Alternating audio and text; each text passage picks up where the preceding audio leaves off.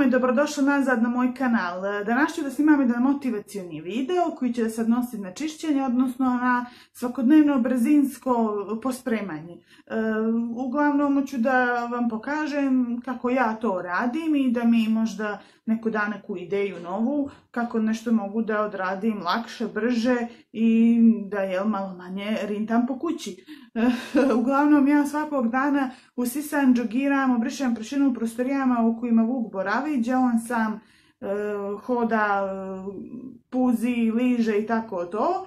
Ja obožavam da gledam ove videe i vidjela sam da masu žena to isto praktikuje jer im bude onako daj neki elan i polet da dalje one nastave svoju kuću da čiste.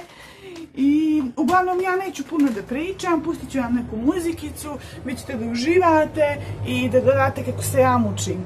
Tu je i šnalica jer mi kosa opada pa da ne radim uzalud posao. Uživajte!